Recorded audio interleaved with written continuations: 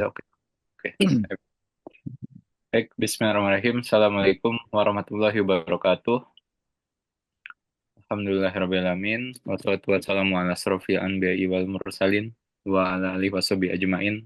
Alhamdulillahirrahmanirrahim. Alhamdulillah kita bisa bertemu kembali dalam Ramadan bersama Ajib ya, di pertemuan ketiga kita di pekan ketiga ini ya. Alhamdulillah, eh, mudah-mudahan kita semua diberikan kesehatan dan juga kelancaran ya dalam aktivitas Ramadan kita. Alhamdulillah hari ini kita bersama Mas Sabta sudah hadir di tengah-tengah kita. Insya Allah tema hari ini seperti yang sudah di-share ya. Eh, Tema ketiga terkait Islam dan kebudayaan Melayu ya. Jadi memang yang pertama terkait arsitektur Islam ya di Jawa. Lalu yang kedua kemarin kita eh, membahas tentang Islam dan kebudayaan Sunda ya. Ada gium Islam itu Sunda, Sunda itu Islam. Nah, bagaimana dengan Melayu gitu ya, sekarang gitu ya. Dan seperti kita tahu bahwa dalam sejarah panjang Indonesia gitu ya, budaya Melayu ini sangat melekat ya. Bahkan bahasanya diresmikan ya menjadi bahasa Indonesia ya, di tahun 1928 ya di Kongres apa Pemuda itu ya. Nah, di sana artinya kan ini sangat lekat ya budaya Melayu gitu di negara kita gitu ya di Indonesia ini. Dan insya Allah hari ini Mas Sabta insya Allah akan membahas hal tersebut ya. Bagaimana kaitan Islam dan Melayu ya. Kalau pekan lalu di Sunda itu sangat erat sekali gitu ya. Bahkan kita dulu pernah ada kajian terkait Jawa gitu ya. Jawa itu Islam, Islam itu Jawa. Nah, bagaimana dengan Melayu? Ya, insya Allah hari ini akan dibahas ya oleh Mas Sabta. Eh, Mungkin tanpa berpanjang kalam, pada Mas Sabta dipersilahkan. Tafadhol, Mas. ya, baik, makasih Mas Lesus selaku moderator. Bismillahirrahmanirrahim. Assalamualaikum warahmatullahi wabarakatuh. Waalaikumsalam. Ya, suara saya terdengar jelas ya. Oke. Eh, ya, sebelumnya terima kasih kepada kawan-kawan yang sudah hadir pada pagi hari ini melanjutkan diskusi ketiga kita dalam rangkaian acara Ramadan bersama JIB. Eh, Pagi ini materi yang saya bawakan itu adalah masih seputar kebudayaan, yaitu kita sekarang beralih kepada kebudayaan Melayu. Setelah sebelumnya kita juga sudah berbicara soal kebudayaan Jawa, lalu Sunda, lalu sekarang kita berpergian ke kawasan Melayu. Sebenarnya Melayu ini pun luas ya, tidak hanya di Sumatera, tetapi bahkan pengaruhnya juga sampai ke Kalimantan, Sulawesi, termasuk Pulau Jawa sekalipun. Saya ingin share screen terlebih dahulu. Oke. Nah, tapi sebelumnya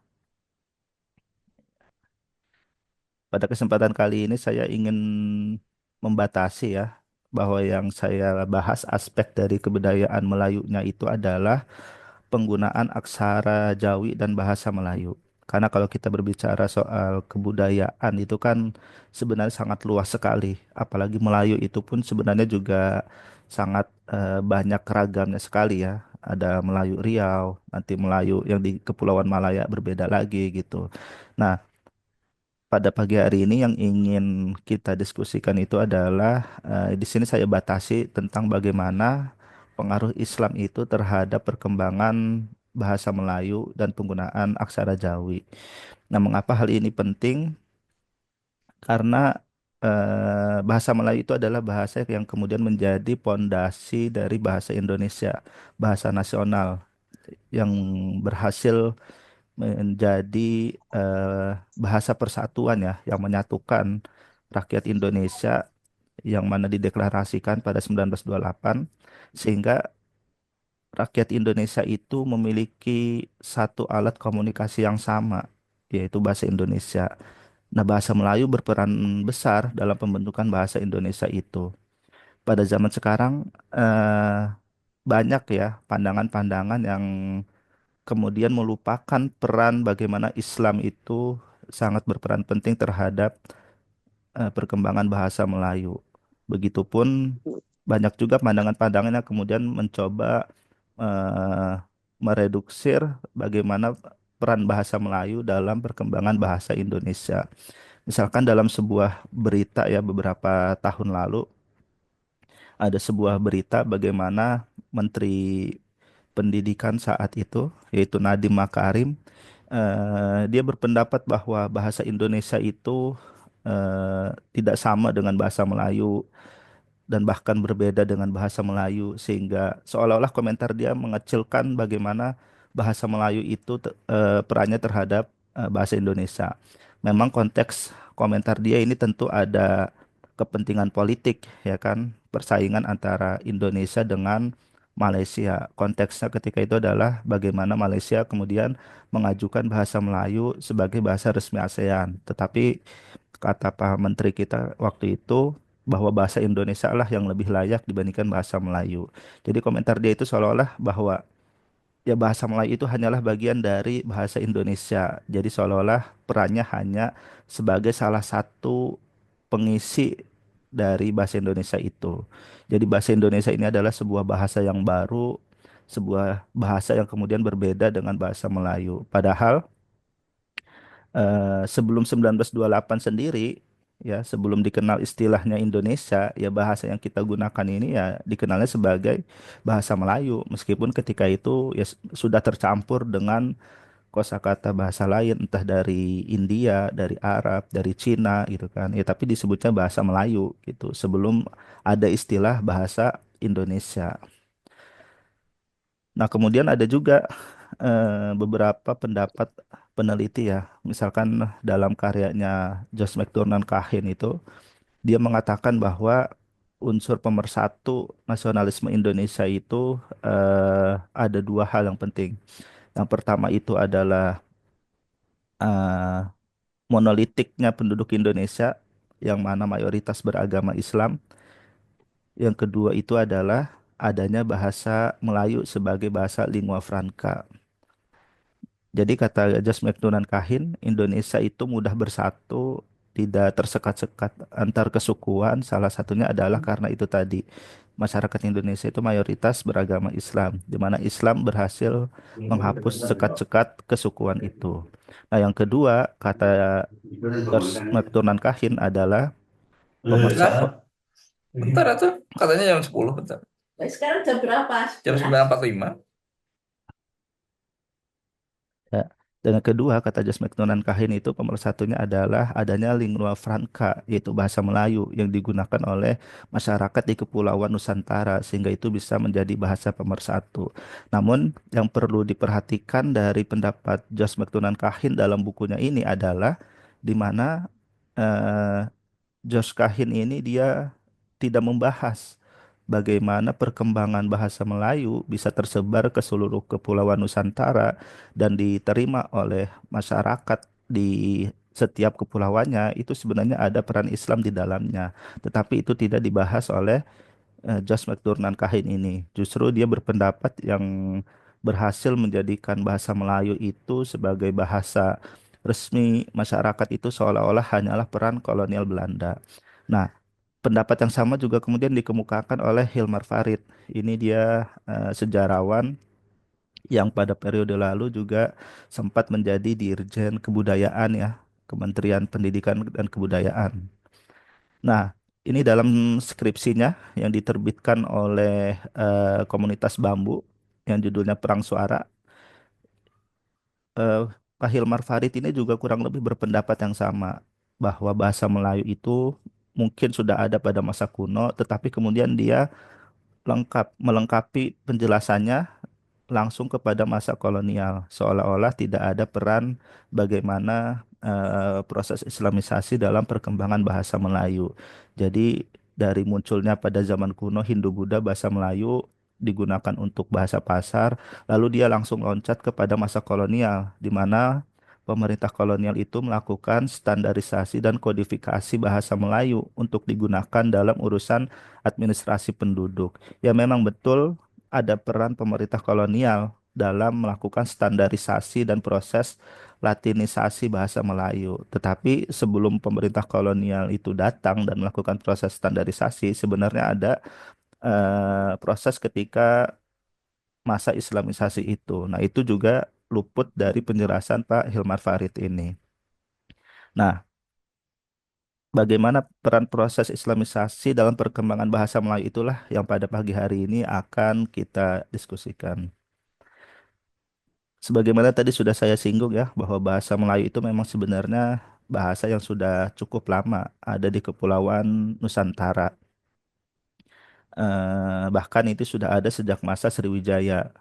Catatan dari seorang penjelajah Cina itu sempat menyebutkan sebuah daerah yang namanya Moloyu gitu. Bahkan di zaman Sriwijaya itu sudah banyak ada beberapa prasasti yang kemudian menggunakan bahasa Melayu kuno sebagai catatan mereka. Dan pada masa itu juga sudah diketahui bahwa bahasa Melayu ini digunakan juga Baik. dalam bahasa pasar, dalam arti para pedagang di pelabuhan-pelabuhan itu menggunakan bahasa Melayu kuno. Meskipun ketika itu penulisan bahasa Melayu itu masih menggunakan aksara Sanskerta. Nah, tetapi perlu diketahui pula pada masa Hindu kuno ini, Hindu-Buddha ini, bahasa Melayu masih menjadi sebatas bahasa pasar ya, bahasa yang terpinggirkan lah, bahasa masyarakat yang rendahan. Sedangkan di kawasan-kawasan untuk administrasi publik, di kawasan-kawasan kerajaan itu mereka menggunakan bahasa Sanskerta.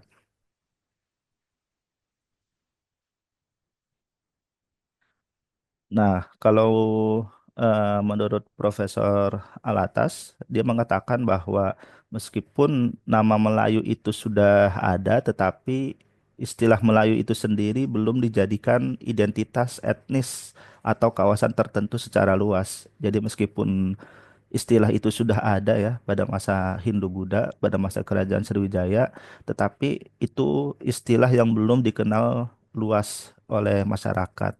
Misalnya, masyarakat di Kepulauan Sumatera itu lebih mengidentifikasi diri mereka itu sebagai rakyat Sriwijaya gitu. Jadi belum ada istilah etnis Melayu pada masa itu, meskipun secara bahasanya itu sudah ada.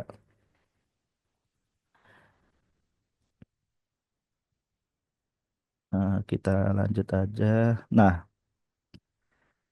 jadi kenapa hal itu bisa terjadi? Karena memang bahasa Melayu itu masih sangat terbatas sekali digunakan hanya untuk tadi ya bahasa perdagangan. Sedangkan untuk bahasa-bahasa kerajaan, bahkan pengajaran dan penyebaran agama Hindu atau Buddha itu lebih menggunakan bahasa Sanskerta. Ini pun diakui oleh seorang pengelana asal Cina ya, yaitu Ising, yang mana dia ketika belajar di Sriwijaya, belajar bahasa Buddha, dia lebih banyak menggunakan bahasa Sanskrit dan bukan bahasa Melayu.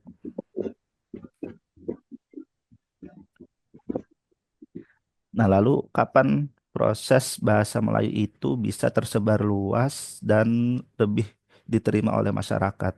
Nah, ini nanti tidak lepas dari yang namanya proses Islamisasi kawasan Melayu.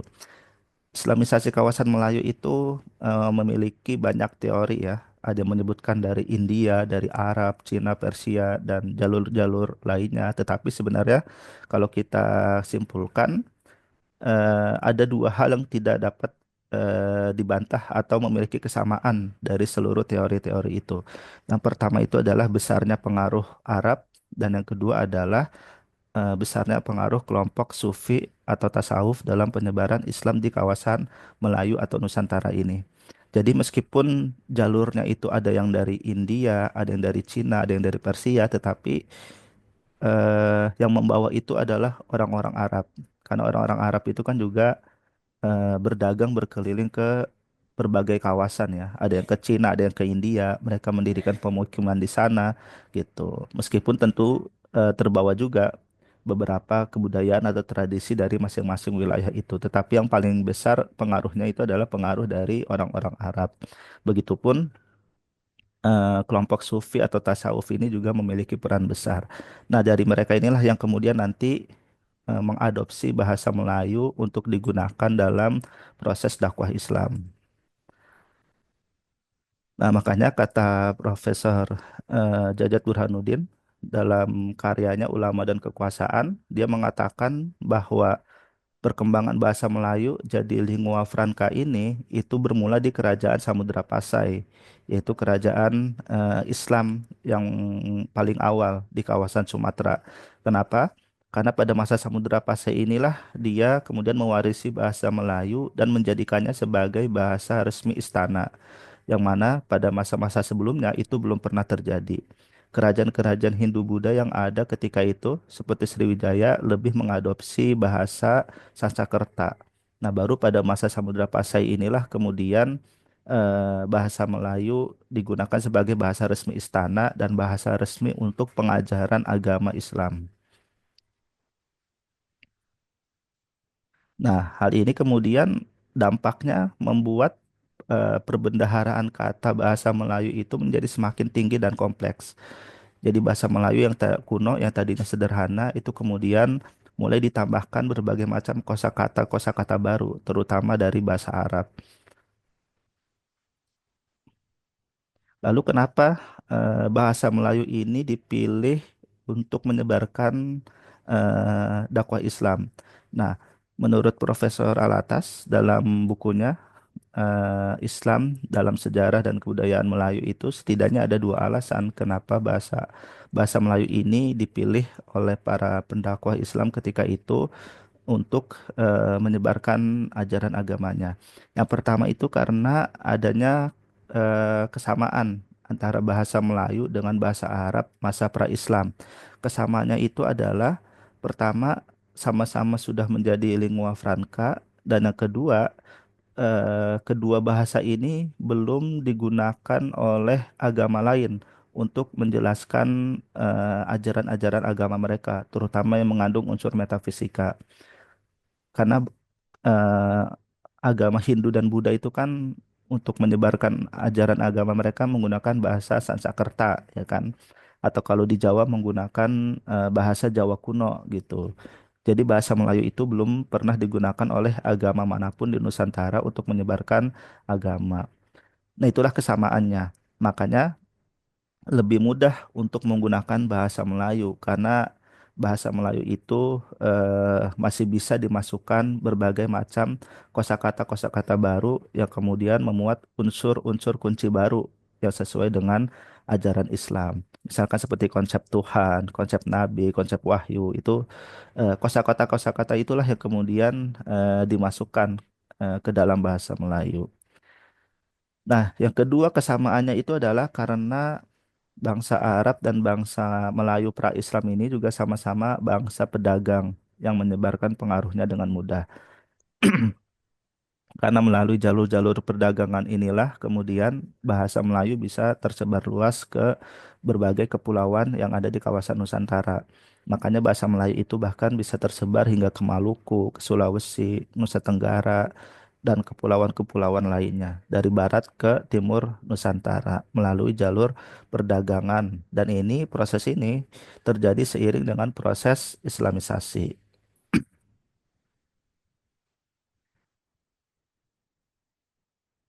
Nah, makanya ada pernyataan yang menarik juga ya dari Liao Yokfang, seorang akademisi asal Singapura. Dia mengatakan bahwa sesudah masuknya agama Islam, bahasa Melayu ini mengalami perkembangan pesat dari yang tadinya cuma bahasa pergaulan dan bahasa perdagangan, bahasa Melayu kemudian berubah menjadi bahasa peradaban, yaitu peradaban Islam. Karena melalui bahasa Melayu lah agama Islam maupun sastra-sastra Islam itu tersebar ke seluruh Nusantara. Bahkan dia mengatakan ya akhirnya tidak berlebihan kalau dikatakan bahwa bahasa Melayu itu adalah bahasa Islam. Karena saking besarnya peran atau proses Islamisasi dalam perkembangan bahasa Melayu itu. Nah, kemudian eh, ada hal yang menarik juga ya yang diungkapkan oleh Milner. Dia mengatakan bahwa di abad ke-18 itu bahkan sebenarnya bahasa Melayu itu istilah bahasa Melayu ya itu kurang dikenal. Tapi lebih dikenalnya itu adalah bahasa Jawi. gitu. Jadi meskipun kita mengetahui itu adalah bahasa Melayu gitu, tapi terutama di kawasan luar, di kawasan Arab atau Timur Tengah itu lebih dikenalnya sebagai bahasa Jawi. Nah, kenapa? Karena Jawi itu adalah istilah untuk penyebutan kawasan Asia Tenggara oleh orang Arab, orang-orang di kawasan Timur Tengah. Makanya ada namanya di Timur Tengah itu komunitas Jawi gitu. Komunitas Jawi itu adalah para pelajar-pelajar yang kemudian menetap di sana, yang mana mereka terdiri dari orang-orang Asia Tenggara. Nanti kemudian eh, baru pada masa-masa setelahnya itulah terdapat istilah bahasa Melayu. Nah, perkembangan bahasa Melayu dan proses Islamisasi ini kemudian juga diiringi dengan penggunaan aksara Arab. Nah, penggunaan aksara Arab untuk bahasa Melayu ini sering juga dikenal sebagai aksara Jawi gitu. Jadi menggunakan huruf-huruf Arab, tetapi kemudian secara bunyi dan maknanya itu adalah bahasa Melayu. Kalau sebelumnya itu kan lebih banyak menggunakan aksara Palawa atau aksara Jawa kuno dan aksara-aksara lainnya. Nah, tetapi kemudian dalam perkembangan bahasa Melayu, aksara Arab inilah yang lebih dipilih untuk menuliskan bahasanya. Nah, di sini bisa dilihat ya, ini sebuah tabel yang digambar oleh Akademi Jawi Malaysia tentang bagaimana kemudian aksara Arab itu mengalami semacam adaptasi dan penyesuaian dengan logat atau lidah orang-orang Melayu. Jadi ada tambahan-tambahan huruf ya, yang mana mungkin ada bunyi huruf yang tidak dapat eh, apa namanya yang tidak terdapat di dalam aksara Arab pada umumnya. Misalkan tambahannya itu adalah bunyi ini eh, bunyi itu kan tidak ada gitu. Maka ditambahkan hurufnya gitu. Atau misalkan seperti bunyi huruf C, huruf eng, atau huruf P gitu kan. Itu kan pada awalnya tidak ada dalam aksara Arab. Akhirnya ditambahkan lah. Misalkan huruf C itu seperti huruf jim tapi titiknya tiga. Huruf eng itu seperti huruf ghain tetapi titiknya tiga di atas. Nah, itu adalah penyesuaian bagaimana aksara Arab kemudian dipilih untuk menuliskan bahasa Melayu. Nah, aksara Arab ini digunakan tidak hanya untuk bahasa Melayu ternyata, tetapi juga untuk bahasa-bahasa yang lain juga banyak yang menggunakan aksara Arab. Di Jawa terkenal namanya aksara Pegon. Ya, kurang lebih bentuknya sama seperti ini, ada tambahan dan adaptasi, tetapi bahasanya itu berbahasa Jawa. Di Sunda pun demikian, di Makassar juga sama. Maka sangat banyak ditemukan naskah-naskah kuno ya, manuskrip-manuskrip kuno itu baik yang berisi sastra maupun ajaran-ajaran tentang Islam itu menggunakan aksara Arab, tetapi bahasanya itu adalah bahasa-bahasa lokal setempat. Nah, itu kurang lebih bagaimana perkembangan bahasa Melayu dan aksara Arab ya. Sekarang kita beralih bagaimana kemudian sikap pemerintah kolonial terhadap bahasa Melayu. Yang pertama, yang perlu kita ketahui adalah ketika orang-orang Belanda datang ke kawasan Nusantara ini, mereka itu sebenarnya tidak memaksakan bahasa mereka kepada penduduk pribumi. Kenapa? Karena orang-orang Belanda ini tidak mau orang-orang pribumi ini menjadi pintar lah, kurang lebih gitu. Jadi mereka justru sengaja mencegah orang-orang pribumi untuk apa namanya eh, untuk mempelajari bahasa Belanda gitu. Maka cara lainnya adalah justru orang-orang Belanda itulah yang diharuskan mempelajari bahasa Melayu agar mereka bisa berkomunikasi dengan penduduk setempat gitu. Jadi mereka tidak mau mengajarkan bahasa Belanda, tetapi justru mereka lah yang kemudian belajar bahasa Melayu. Nah, akhirnya ya Belanda membiarkan bahasa Melayu ini digunakan dalam pemerintahan ataupun ketika berhubungan dengan penduduk pribumi setempat gitu. Nah, lambat laun nanti kemudian Belanda lah yang melakukan standarisasi dan kodifikasi terhadap bahasa Melayu sehingga bahasa Melayu ini bisa bertahan sebagai bahasa birokrasi, bahasa administrasi atau bahasa-bahasa akademik di kalangan orang-orang pribumi gitu. Makanya kalau tadi disebutkan ya oleh Pak Hilmar Farid dalam karyanya yang Perang Suara ini disebutkan bahwa Belanda itu berperan penting untuk perkembangan bahasa Melayu, yaitu memang benar gitu. Karena orang Belanda itu memang ikut melakukan standarisasi dan kodifikasi bahasa Melayu yang tadinya menggunakan aksara Arab, mereka ganti dengan menggunakan aksara Latin ya, huruf A, B, C, D yang kita kenal dan kita pakai sampai sekarang ini, gitu kurang lebih. Nah, tetapi di sisi lain tidak hanya melakukan standarisasi dan kodifikasi terhadap bahasa Melayu dan aksara Jawi saja, tetapi ada juga kebijakan-kebijakan politik yang kemudian berpengaruh terhadap perkembangan bahasa Melayu dan aksara Jawi. Misalnya adalah bagaimana orang-orang kolonial itu mencoba untuk mengubah aksara Jawi ya, aksara-aksara Arab itu untuk menulis bahasa Melayu. Nah, hal ini misalnya pertama kali dicetuskan oleh Carl Friedrich Hall di kawasan Sunda tahun 1871 misalnya dia menyuruh para penghulu atau pegawai keagamaan pemerintah kolonial itu untuk beralih dari yang tadinya menggunakan aksara Arab Jawi beralih untuk menulis dengan huruf-huruf Latin gitu.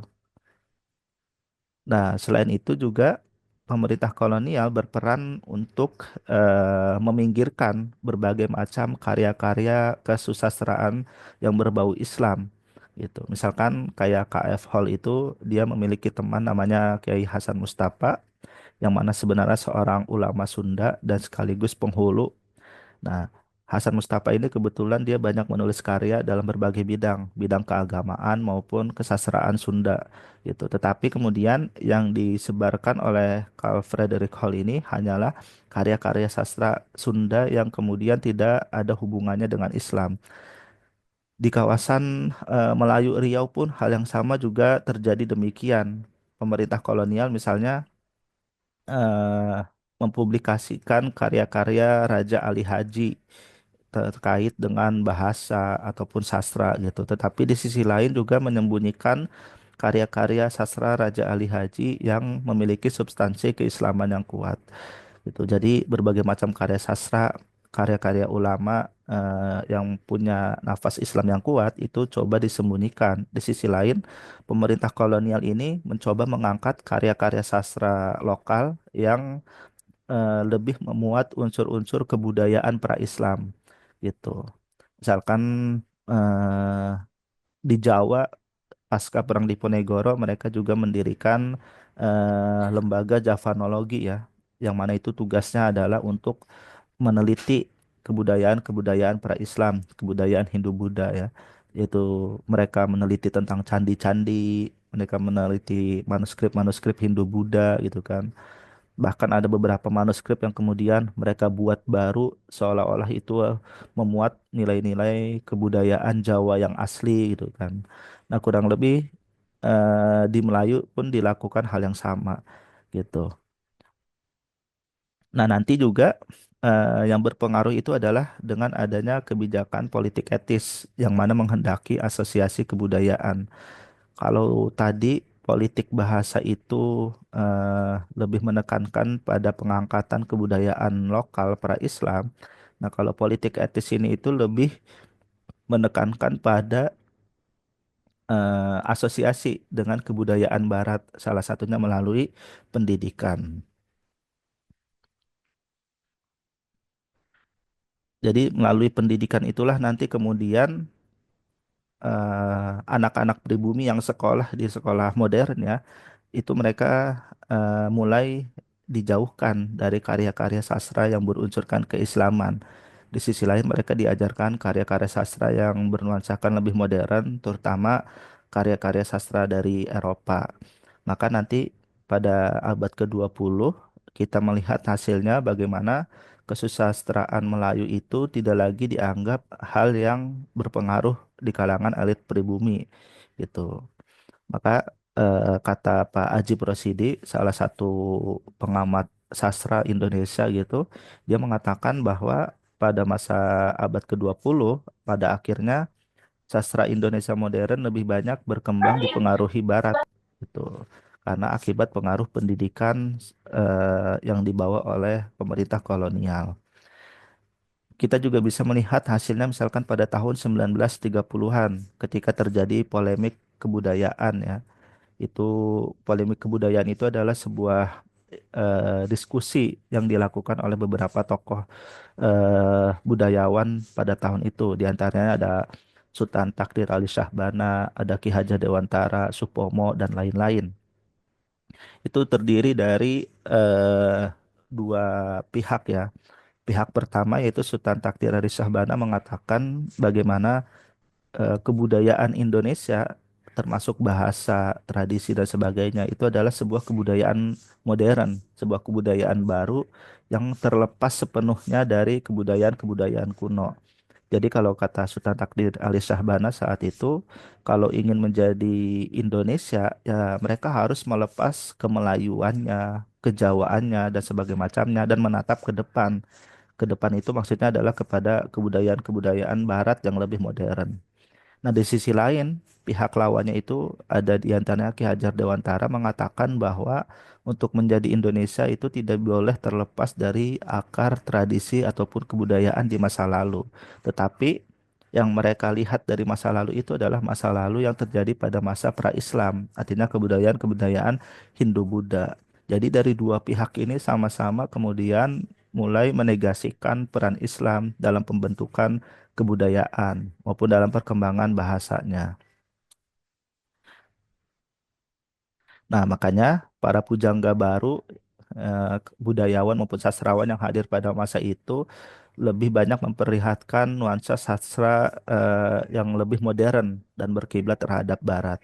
Mungkin hanya penyair Amir Hamzah sajalah yang kemudian tetap mempertahankan nilai bahasa dan sastra Melayu Islam pada masa itu. Sedangkan yang lainnya itu lebih berkiblat ke arah modern atau barat.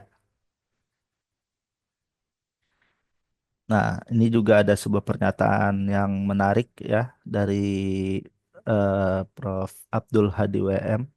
Dia mengatakan bahwa kalau kita membaca karya-karya secara mendalam dan membandingkan puisi Melayu klasik terbaik, akan tampak bahwa di belakang kepenyairannya terbentang sejarah panjang gagasan sastra yang sangat berbeda dengan gagasan modernisme yang dilontarkan oleh Sultan Takdir Ali Syahbana dan Khairil Anwar.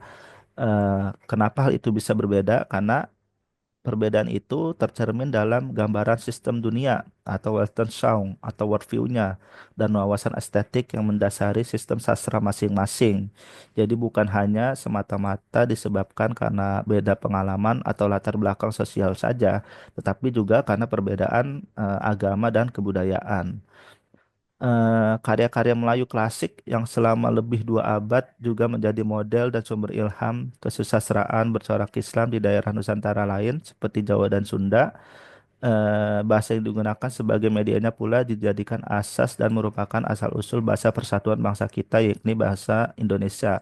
Karena itu, dalam membicarakan sejarah bahasa dan kesusastraan Indonesia, serta sejarah pemikiran, keagamaan, dan kebudayaan, tidaklah sepatutnya kita, nah maaf, tidaklah sepatutnya kita melupakan tokoh-tokoh seperti Hamzah Fansuri, Nuruddin Al-Raniri, Samsudin Pasai, dan Raja Ali Haji. Jadi kata Prof. Abdul Hadi WM ini mengatakan bahwa ketika berbicara soal sejarah bahasa maupun sastra Indonesia, ya tidak sepatutnya kita melupakan tokoh-tokoh para sastrawan maupun ulama Melayu klasik itu. Nah, nama-nama yang disebutkan ini kan Hamzah Fansuri, Nuruddin Al-Raniri, Samsudin Pasai maupun Raja Ali Haji itu kan adalah seorang ulama yang banyak mereka menghasilkan karya-karya tasawuf, karya-karya ilmu kalam gitu kan di samping dengan syair-syair mereka.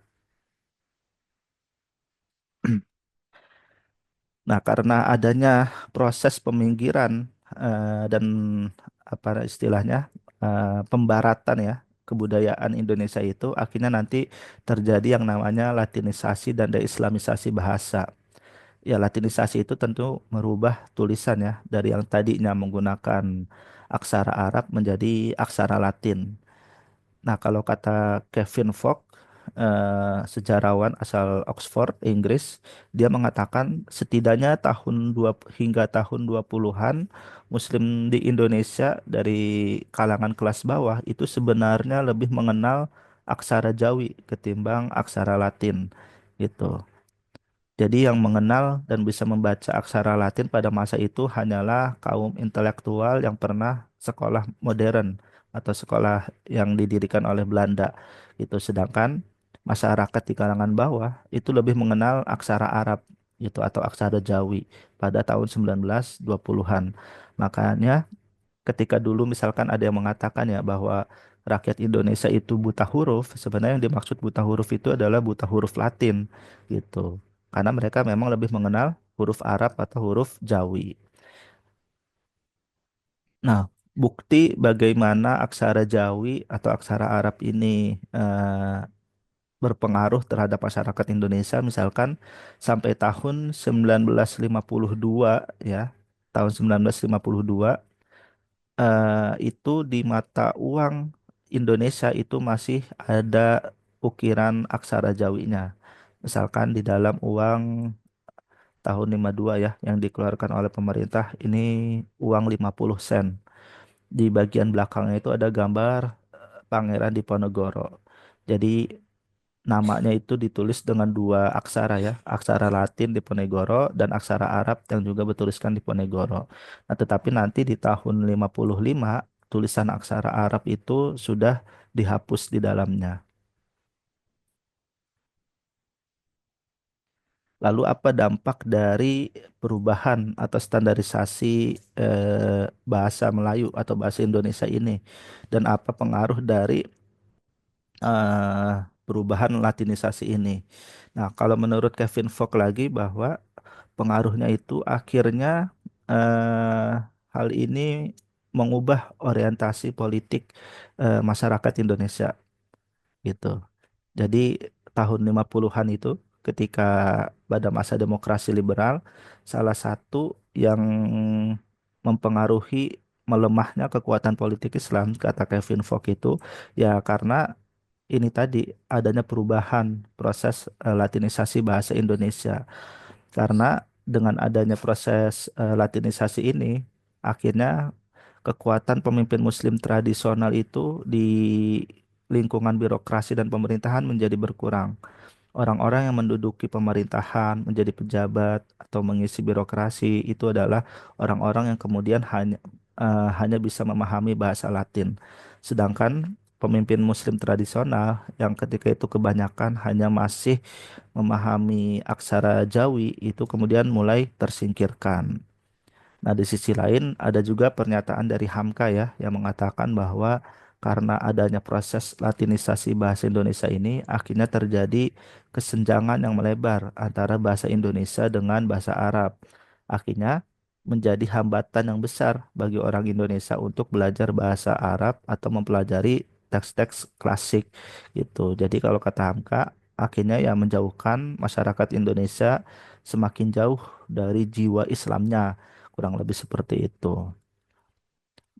Nah, itu juga pendapat yang sama dari Michael Lavan ya dalam bukunya Islamic Nationhood yang mengatakan bahwa eh, karena jauhnya karena adanya proses latinisasi bahasa ini akhirnya juga menjauhkan masyarakat dari ide atau konsep negara Islam, kelompok Muslim, ataupun dari ide-ide politik Islam, sehingga akhirnya membuat kurangnya dukungan terhadap partai-partai politik Islam ketika itu, akibat terjadinya perubahan kebudayaan Indonesia itu.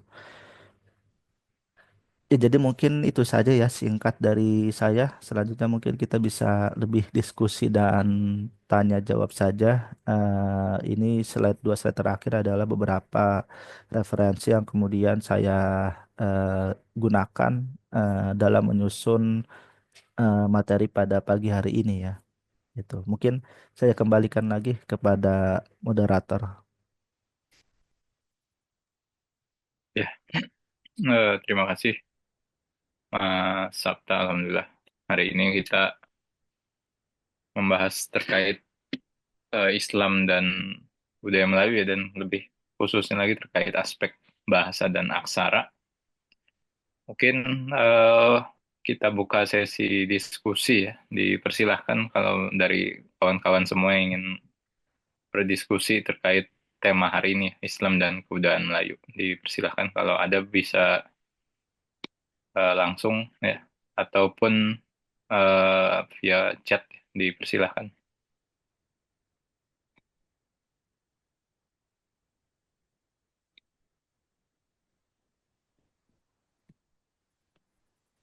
Yang langsung dulu deh boleh nih. Coba kalau ada yang mau ini bisa langsung di raise hand ataupun langsung ke pemateri.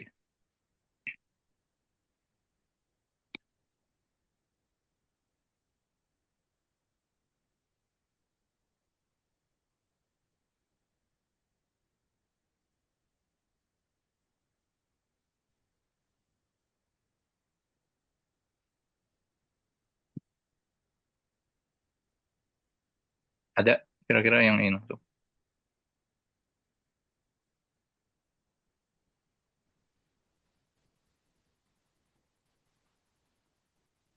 Ini ada di kolom Q&A ini. Mas Sabta saya bacain coba ya. Tapi bukan terkait bahasa mungkin ya, coba ya. Dari Pak Muhammad, akun atas nama Muhammad Abdillah. Saya orang Melayu Batam, yang ingin saya tanyakan bagaimana sikap Kesultanan Melayu Riau Lingga atau penyengat terhadap pemerintah kolonial Belanda, bersikap pro-kah atau kontra? Karena yang saya tahu sejauh ini narasi perlawanan Kesultanan terhadap kolonialisme berbanding terbalik dengan artefak yang tersebar di Penyengat maupun di Lingga, bahkan Batam sendiri. Meriam-meriam VOC banyak tersebar dan digunakan di dalam benteng-benteng perang Kesultanan Riau Lingga. Silakan Mas Atta. Kalau soal sejarah perlawanan itu saya kurang tahu ya. Saya belum pernah membaca terkait apa namanya, terutama kerajaan Riau Lingga dan perlawanan terhadap VOC atau kolonial gitu.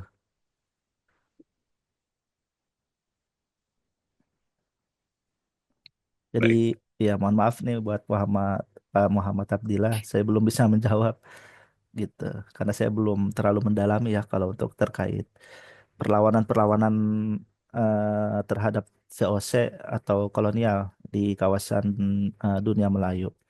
Saya dulu pernah mendengar aja sekilas atau membaca sekilas gitu kan terkait eh, kerajaan Riau Lingga, Kesultanan Riau Lingga terhadap VOC seperti apa gitu. Tapi saya belum bisa memberikan gambaran yang eh, begitu pasti gitu.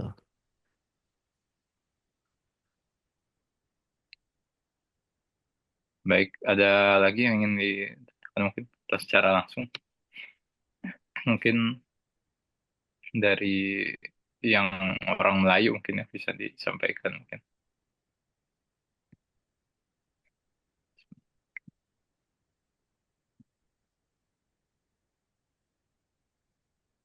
Mungkin kalau kalau belum ada dari saya mungkin nih, Mas Sabta, terkait Boleh, boleh. latinisasi ini Hmm. ini memang ada upaya ini apa? Karena tahun 52 tadi masih Hmm. masih digunakan, itu setelah itu memang secara bertahap seperti apa gitu ya. Dan perkembangan aksara Jawi sampai sekarang kira-kira seperti apa? Karena kan realitanya sekarang aksara Latin sudah dipakai di seluruh sekolah secara resmi Hmm. gitu kan. Hmm. Terus yang kedua, pelajaran bahasa Arab pun berkembang juga sebetulnya kan. Jadi bahasa Arab yang asli gitu di pondok-pondok pesantren. Lalu kaitan aksara Jawi dengan bahasa Arab sendiri yang asli itu seperti apa gitu? Ya, proses latinisasi bahasa Melayu itu sebenarnya sudah terjadi sejak lama ya pada masa kolonial gitu. Jadi di urusan-urusan formal pemerintahan, di sekolah, di urusan birokrasi itu mereka menggunakan aksara Latin. gitu, mengganti sebagai pengganti aksara Arab. Jadi aksara Arab itu kemudian hanya dikenal oleh masyarakat-masyarakat yang tidak bersekolah di lembaga-lembaga formal gitu. Nah, tetapi kemudian kalau kita membaca ya tokoh-tokoh pergerakan baik dari kalangan yang nasionalis sekuler atau kalangan nasionalis Islam ya, kayak Cokro Aminoto, Haji Agus Salim, Muhammad Natsir, itu kan mereka kan menempuh pendidikan formal ya kan di sekolah-sekolah barat yang didirikan oleh Belanda. Mereka pun ketika menyebarkan gagasannya, menulis di surat kabar atau menulis buku itu menggunakan aksara Latin gitu. Jadi dari kalangan pemimpin pergerakan Islam itu pun kemudian lebih memilih menggunakan aksara Latin untuk menulis dan menyebarkan gagasan-gagasan mereka. Sehingga ketika Indonesia merdeka, ya otomatis aksara Jawi itu semakin terlupakan. Hanya kemudian dianggap apa kenapa masih digunakan hingga tahun 50-an itu ya karena kan di kalangan bawah itu masih ada, tetapi hanya dianggap sebagai hal yang kecil lah, kurang lebih seperti itu. Terus yang kedua tadi terkait kaitan ini ya aksara Jawi dengan bahasa Arab. Maksudnya gimana tuh? Iya kan memang ini ya apa bahasa Arab sendiri hanya di pesantren berarti, sedangkan Oh, aksara Jawi di masyarakat atau seperti apa? ya kalau pelajaran cara bahasa Arabnya memang ya hanya di pesantren-pesantren gitu. Tetapi kalau secara lebih luas, aksara Jawi itu dikenal di masyarakat secara umum gitu. Karena misalkan kayak raja pengen menulis sesuatu, pengumuman itu kan, atau jual beli dengan perjanjian itu menggunakan aksara Jawi itu tadi. Karena kan yang mempelajari bahasa Arab secara mendalam mah pasti mereka yang belajar agama kan entah di langgar, di pesantren, di surau gitu kan. Tetapi masyarakat itu tetap mengenali aksara Jawi gitu secara meluas. Jadi bukan hanya di ruang lingkup pesantren itu doang.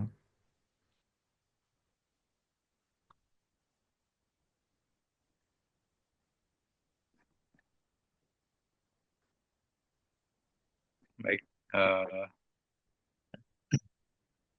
mungkin dari peserta silakan kalau ada yang ingin didiskusikan. Ada nih ya di kolom chat. Oh ada ya. Iya. Ah, Hmm. lihat.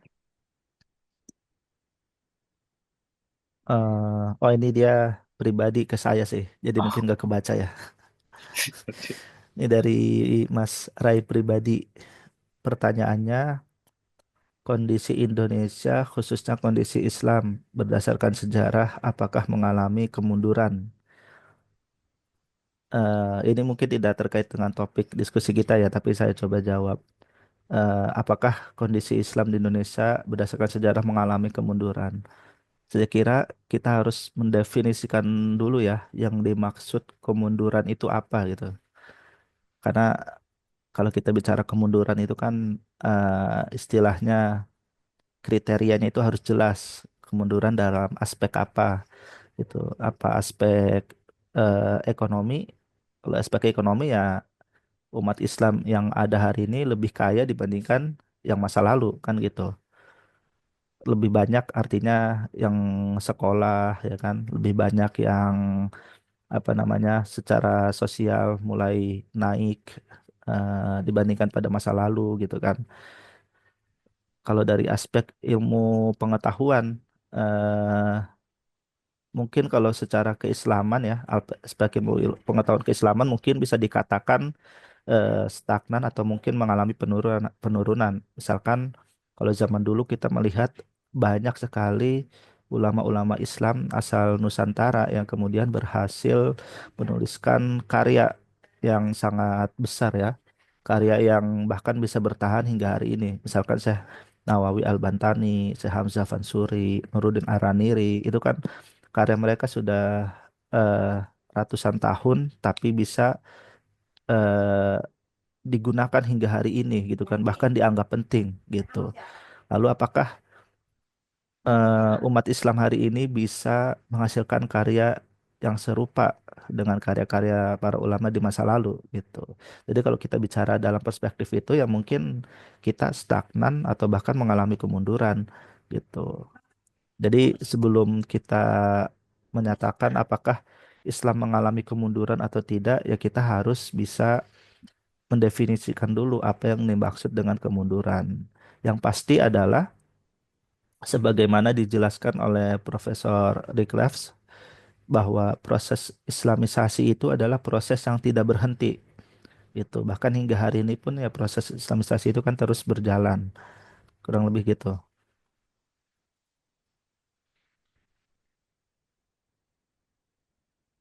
Ya Ini baik. ditanggapi ya oleh Mas Ray pribadi secara akidah.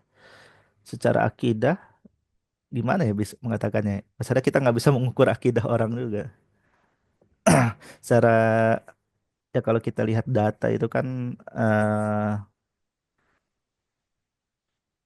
ya mayoritas kan masih beragama Islam kan kurang lebih seperti itu.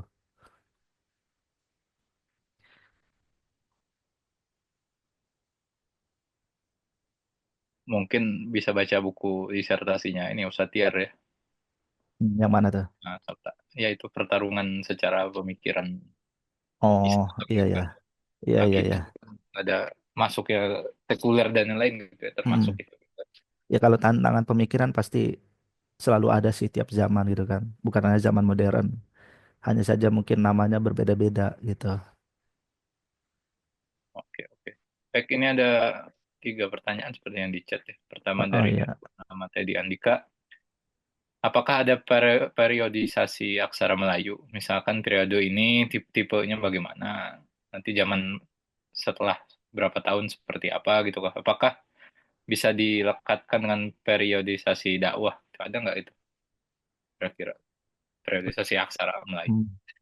Pertama kalau bicara soal periodisasi itu bukan sebuah ini ya, dalam arti itu bukanlah sebuah hal yang baku gitu kan ya. Biasanya sejarawan itu membuat periodisasi itu berdasarkan interpretasi mereka. Jadi misalkan ada yang nulis sejarah Indonesia, tetapi mereka kemudian membuat periodisasi berdasarkan interpretasi mereka. Jadi kalau dikatakan apakah ada periodisasi aksara Melayu, sejauh pembacaan saya belum ada yang membuat periodisasi sejarah perkembangan bahasa atau aksara Melayu itu. Itu ada paling hanya menyebutkan bahwa dulu di masa kuno masih belum berkembang, hurufnya masih huruf Pallawa, lalu masuk ke masa perkembangan Islam mulai lebih berkembang, lalu menggunakan aksara Jawa gitu kan, lalu masa kolonial menggunakan aksara Latin gitu kan. Itu kalau kita mau membagi berdasarkan perubahannya. Tetapi kalau saya baca itu belum ada sejarawan yang secara baku itu memberikan periodisasi terhadap sejarah perkembangan bahasa Melayu itu. Tapi apakah bisa dilekatkan dengan periodisasi dakwah? Ya periodisasi dakwah pun kurang lebih juga sama ya. Artinya periodisasi dakwah Islam di Indonesia itu juga belum ada yang membuat secara baku gitu. Ya baik, itu yang kedua ada varian aksara Melayu nggak Oh di ya, antara ya, di Jawa, di Sumatera, di Kalimantan? kalau kalau varian bahasa Melayu, kalau bahasa ya pasti memiliki perbedaan-perbedaan ya di antar tiap pulau, entah perbedaan istilah, perbedaan logat gitu kan. Yang mana itu pasti juga akan mengalami apa namanya varian penggunaan aksara Jawinya juga gitu.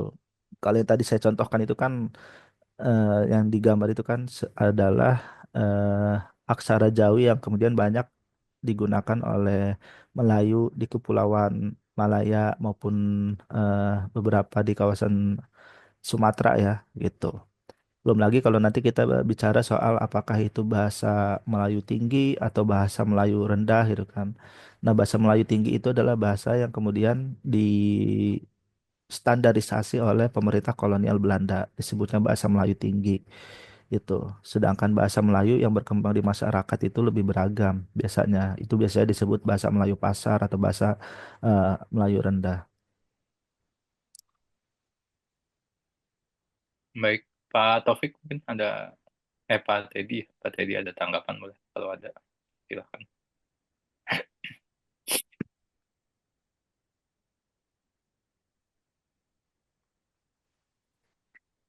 Ya, Cukup sama-sama ya. Pak Teddy. Dari Zahrina, ya aku nama Zahrina ini. Izin bertanya bagaimana dalam perkembangannya mengapa bahasa Melayu di Malaysia dan bahasa Indonesia menjadi berbeda? Hmm. Padahal Indonesia dan Malaysia sama-sama mayoritas Islam. Terima kasih. Ya, pertama bahasa itu pasti selalu berkembang ya, sesuai dengan konteks, ruang, dan waktu. Kalau kita melihat secara sosiologis, masyarakat Indonesia itu lebih beragam ketimbang yang ada di Malaysia. Maka ada kebutuhan di situ untuk mengembangkan bahasa Indonesia lebih bisa adaptasi dengan keberagaman yang lebih di masyarakatnya gitu.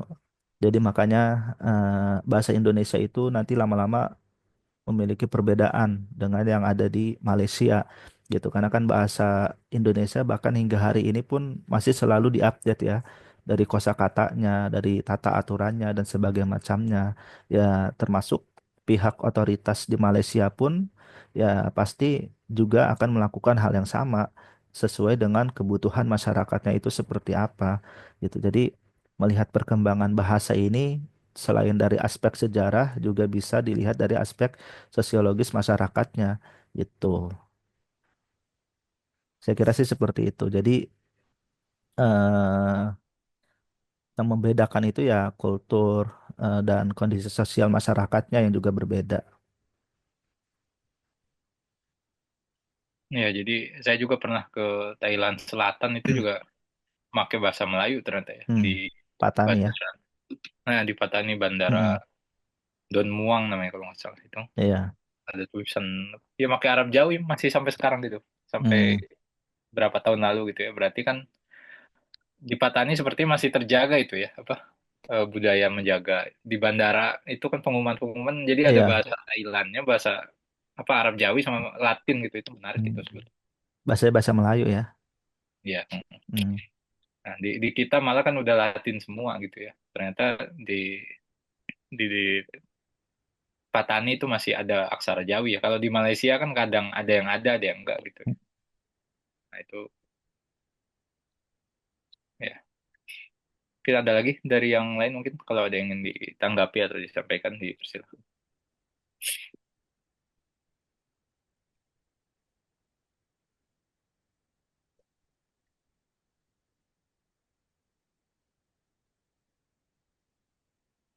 Tidak lagi ya. Kalau nggak ada, kita cukupkan berarti ya. Mungkin dari Mas Sabta mungkin sambil, kalau masih ada silahkan, kalau ada yang langsung ingin menyampaikan gitu ya. Eh, Belum kita akhiri mungkin. Ada lagi nggak yang ingin didiskusikan ya?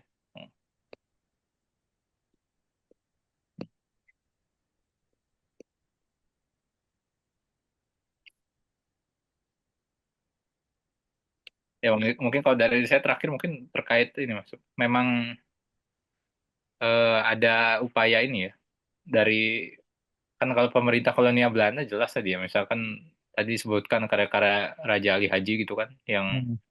sangat kuat Islamnya tidak di ini gitu ya. Itu memang taunya gimana itu, pertama disembunyikan itu gitu kan. Yang kedua dari pemerintah Indonesia sendiri tadi ada perubahan mata uang misalnya. Apakah ada kebijakan memang menghilangkan secara sengaja atau alami saja karena sudah kurang populer gitu. Ya, pertama terkait kebijakan kolonial ya. Tahunya dari mana? Ya kita kan bisa melihat terbitan-terbitan yang dilakukan oleh pemerintah kolonial. Misalkan seperti melalui lembaga ini ya, penerbitan kolonial itu seperti Balai Pustaka gitu kan. Itu kan mereka memang melakukan sebuah sensor terhadap karya-karya yang hendak diterbitkan gitu. Nah, dari karya-karya beberapa tokoh-tokoh Islam ya, kayak tadi Hasan Mustafa atau Raja Ali Haji, itu pemerintah kolonial itu hanya mengambil karya-karya yang berkaitan dengan kebudayaan lokal itu. Ya Hasan Mustafa dengan unsur kebudayaan lokal Sunda mereka terbitkan, mereka sebarkan gitu kan. Tapi karya-karyanya yang berisikan terkait tafsir atau ajaran tasawuf itu kemudian tidak mereka terbitkan gitu kan. Dan hal yang sama pun juga berlaku dengan tokoh-tokoh yang lain seperti Raja Ali Haji itu tadi. Karena memang ada kebijakan politik di sana untuk melakukan sensor terhadap penerbitan buku-buku yang hendak disebarluaskan kepada masyarakat gitu. Nah, kenapa hal itu dilakukan ya? Karena untuk mengurangi potensi itu tadi ya. Karena pada masa itu pemerintah kolonial begitu khawatir dengan Islam karena dianggap bisa memunculkan fanatisme dan perlawanan, ya maka mereka seminimal mungkin ingin mengurangi pengaruh-pengaruh dari Islam itu. Nah, mereka waktu itu mengiranya bahwa fanatisme Islam ini muncul karena berasal dari Arab gitu. Makanya hal-hal yang berbau Arab seperti aksara Arab itu mereka coba minimalisir. Ya, maka dibuatlah tadi ya aksara Arab diganti menjadi aksara Latin gitu kan. Karya-karya yang berbahasa Arab kemudian disembunyikan dalam arti tidak disebarluaskan gitu kan. Sambil di sisi lain mereka juga mencoba mengangkat mengangkat kebudayaan lokal dengan harapan bisa mengikis pengaruh Islam itu tadi. Lalu terkait tadi ya kebijakan pemerintah terhadap uang koin itu, saya tidak di artikel Kevin Fogg yang saya sebutkan itu dia tidak menyebutkan apakah kebijakan itu sengaja atau tidak. Tapi ya kalau saya duga sih ya mungkin itu bisa jadi karena memang aksara Arab ketika itu sudah mulai sedikit digunakan untuk urusan pemerintahan, hanya masyarakat-masyarakat di akar rumput saja yang mengetahui. Ya akhirnya setelah itu dihapuskan di mata uang Indonesia itu. Saya kira sih mungkin seperti itu kasusnya. Baik, Mas Sabto, terima kasih banyak. Mungkin karena tidak ada lagi pertanyaan mungkin atau diskusi, terakhir di closing statement mungkin terkait tema ini. Ya, untuk closing statementnya ya, mungkin dari saya yang ingin saya tegaskan adalah bagaimana Islam ini sebenarnya memiliki peranan besar dalam pembentukan nasionalisme Indonesia. Salah satunya adalah melalui bahasa. Tanpa bahasa Indonesia yang jadi bahasa persatuan, itu kan Indonesia itu tidak mungkin akan terbentuk, tidak mungkin akan bersatu. Nah, kita perlu menyadari bagaimana kemudian bahasa Indonesia itu bisa berkembang ya. Itu ya berasal dari bahasa Melayu yang mana Islam itu memiliki pengaruh yang sangat besar terhadap perkembangan bahasa Melayu itu tadi.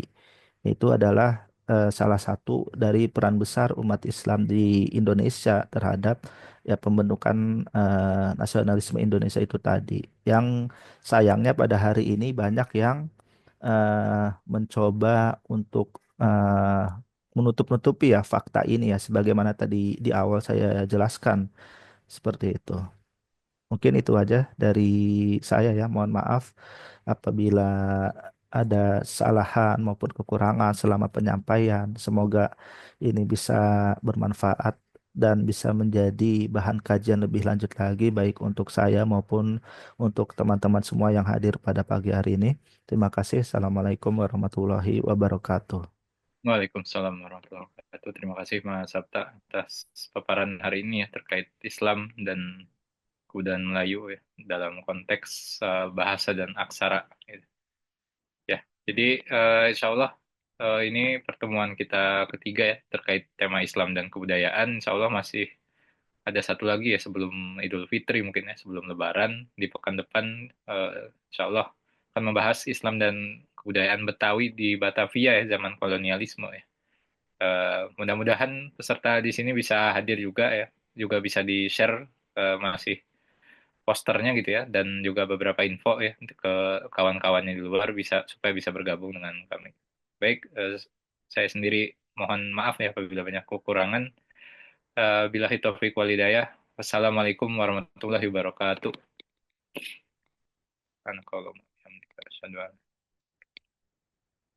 Terima kasih banyak.